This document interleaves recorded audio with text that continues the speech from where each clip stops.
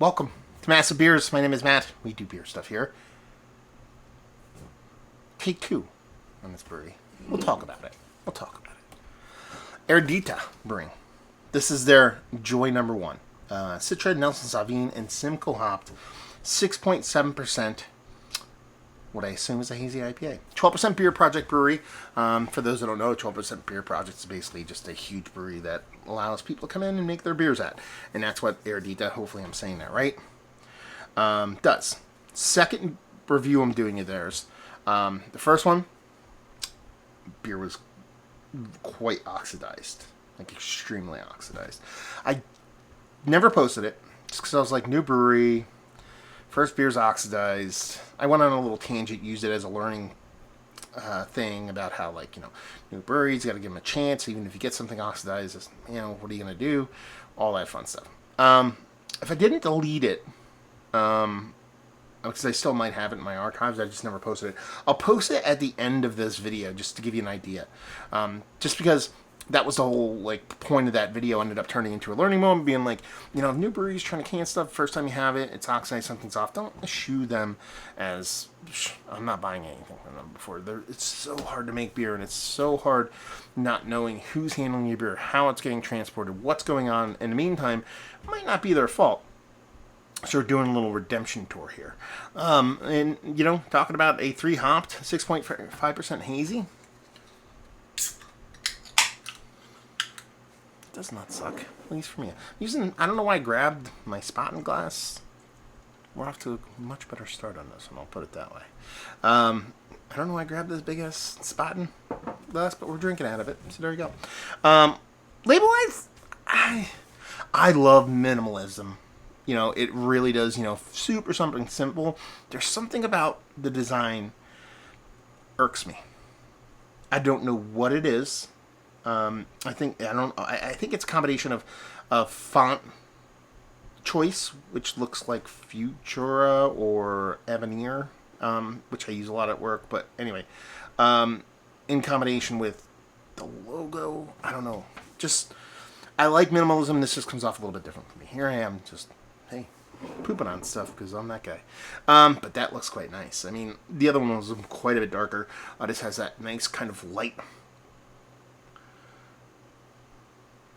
washed out straw, milky straw kind of glow that you want in your nice kind of hazies. Not ultra turbid beer. Get a ton of light through that sucker, and definitely looks the part of something quite tasty. It's good nose.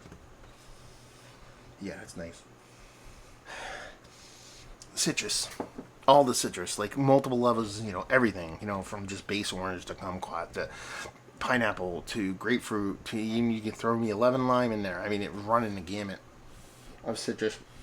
Bright too, very, very bright, like very bright, summery bright, like want to just be like thirst quenching kind of bright. That's a really great nose, honestly. I don't think it's going to be afraid of being bitter.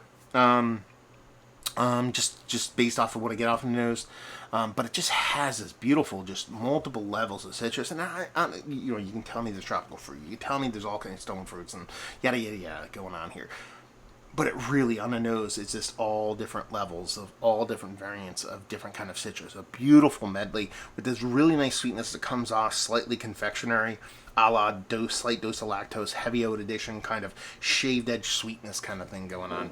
That's the vibe I'm getting from the nose in a very, very good way. Let's dive in. Cheers, y'all.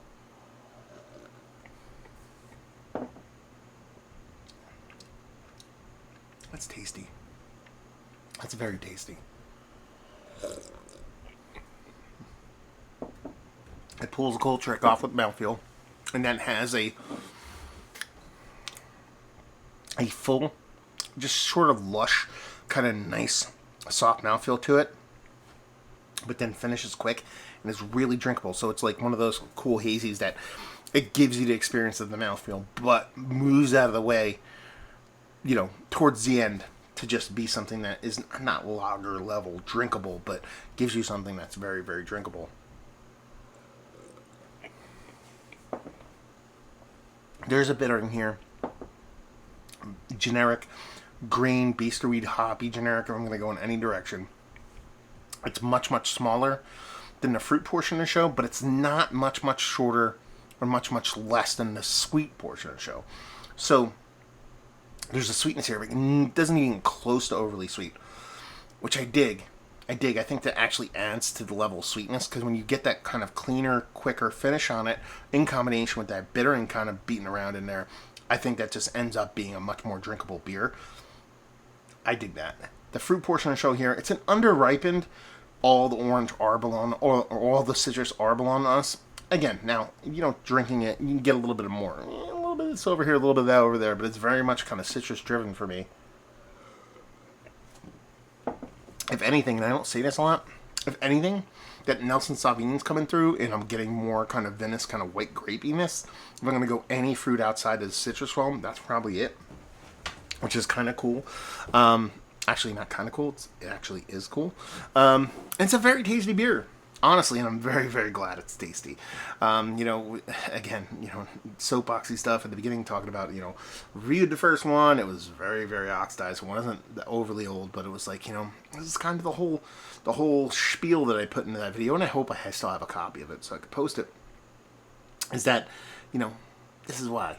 This is why you should, especially these newer breweries trying to do well, if you have one beer and just cast judgment is dumb. 2, 3 is even dumb. But, if you get burned on beer over, multiple buyings, especially at, today's price points and whatnot, it's hard to go back. It's like, well, I've bought 3 or 4 and they weren't for me.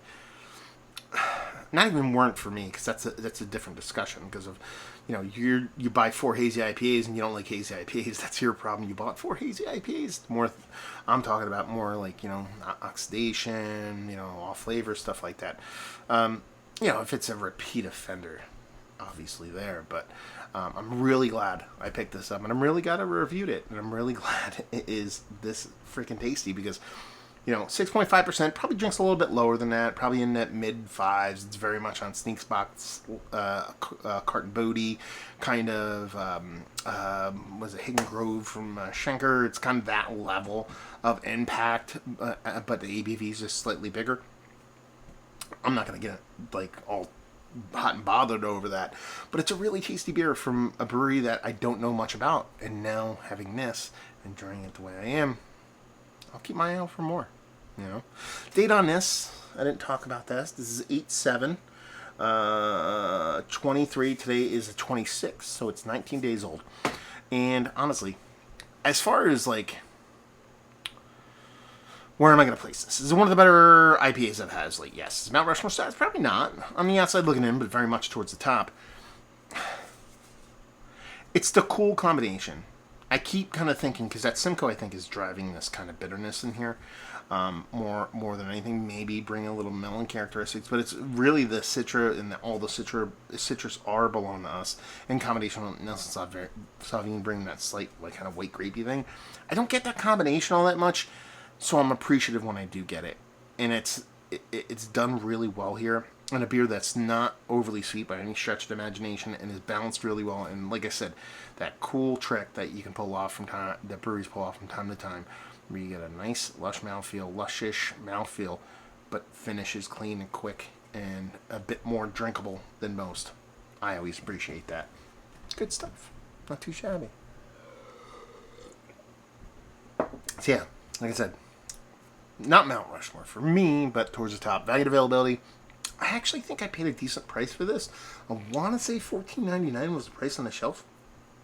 I mean, it's 12% beer project, so their prices tend to be alright. So not too shabby, off the shelf. And pretty much all their beers come off the shelf, unless you buy them from the brewery, but the brewery is 12% beer project, not Eredità, so you get it. And leave you with it if you like what we like this. If you like really well done, low ABV-ish, 6% haze, and you don't need overly sweet beer, and you don't need just goopy super turbidness. If you like good, well done hazy, you'll dig this. Have you been to the brewery? Have you been to the 12% beer project? Have you had their beers before? Have you do you have an affinity for Eredità? Have you had this particular beer, this particular batch? Let me know. All that fun stuff down there. Hopefully you enjoyed the review. Hopefully you're enjoying a little bit of deliciousness right now. Hope we'll see you next time. Cheers, y'all. Welcome to Massive Beers. My name is Matt. We do the beer stuff here. New brewery time.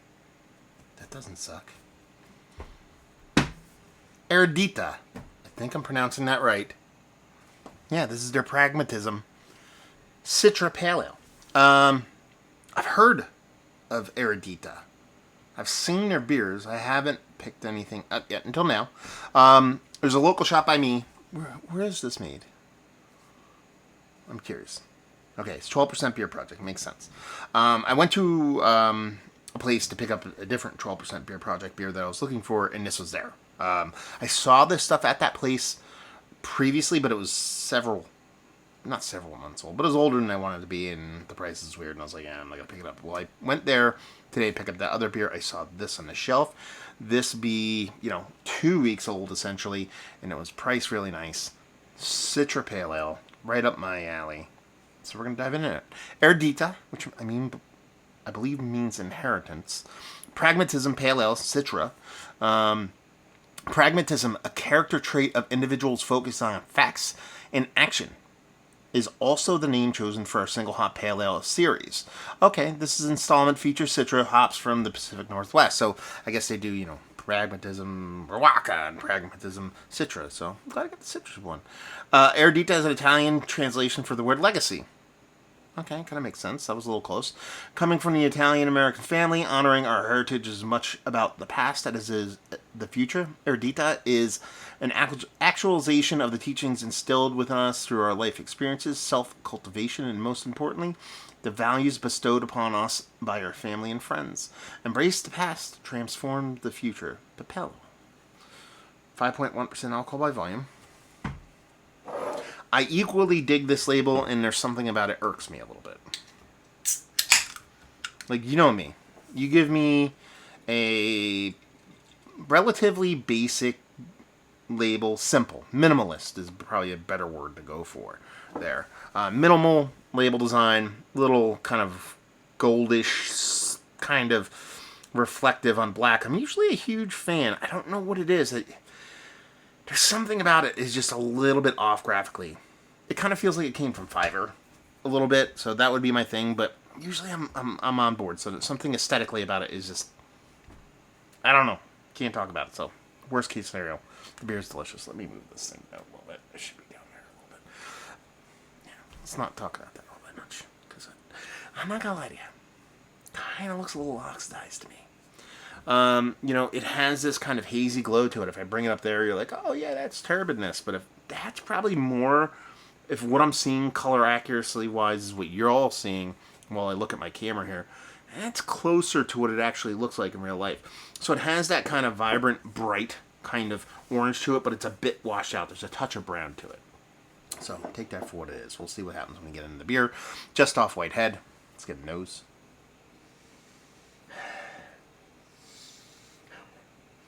Really not much there. I mean, there's a soft citrus element to it, maybe a touch of a precursor of a soft sweetness. That's pretty much it. There's really no aromatics on this whatsoever. Outside of those two little points. Kind of a bummer. Could make up for it in a taste, but there's really not much to it as far as aromatics. I think we're dealing with something a bit oxidized here. Let's dive in. Cheers, y'all.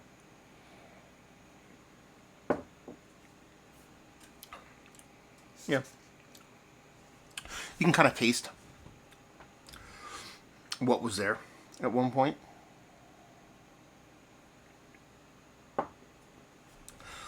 There's a mouthfeel still there, so the oxidation of the beer isn't like fully taking hold. That would die along with that. There's a touch of little butter in there. That could be a hop creep though. That's a little hop from hop creep, accentuated by the fact that it's oxidized.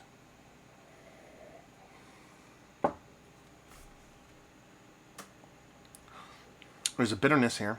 It's a little bit carbonic acid, but at the same time, there's also a hop bitterness there that probably was closer to not that detectable if the beer was in the shape it's supposed to be.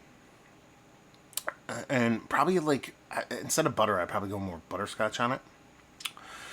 And then you could tell there's a copious amounts of hops in here. Mouthfeel's, oddly enough, when you're dealing with oxidation, it's one of the first things to go. Mouthfeel's not too shabby on this. It just kind of, it's lost any part of its fastball or luster or any of those points. It's not what the beer is supposed to be. And it's not what the beer was when it was canned. Let's put it that way. Or if it was, then that's a poopy thing.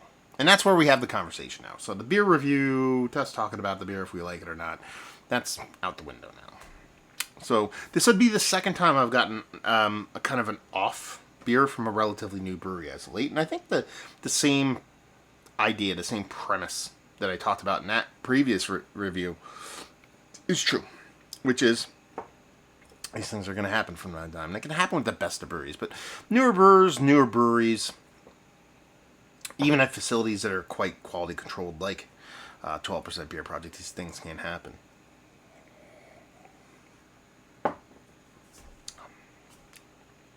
You know, in a perfect world, I bought 1 can. I got 4. Maybe the other ones will be good. Maybe it's a single can issue. If that's the case, then we'll re-review it. But it's one of those things where it's like, you know, these things are going to happen, and with new breweries, it's kind of par for the course. You're going to have these every now and then. Now, let's say, you know, Eredità, I go and get another can, same thing, or another set of beers, same thing. I'll probably go back again. But if, you know, I get, you know, let's say I pick up 6 4-packs from this brewery, and 3 or 4 of them are oxidized. 2 weeks. We're talking about 2 weeks. At a place that is usually pretty good, the place I purchased that is usually pretty good about keeping their beers cold. They're into hazies and stuff like that, so they understand about, like, you know, getting cooked and temperature and all that kind of stuff. Then it's like, okay, I get it. But to judge a brewery and what they do and how the beer is affected and whatnot, and based on the whole mentality about what you think about a brewery based off of one beer that could have been, who knows, the distributor could have left this one on the roof of their car all afternoon, and then that's the one that got sent to this bottle shop unbeknownst to them. It's one of those things where, par for the course when you're digging on hazies, and you want to get them, you know, you see something that's a couple weeks old, 2 weeks old, you expect it to be quite a bit more in tune, fresher. It's not. It's still fresh. It's just not oxidized. Let's say it straight.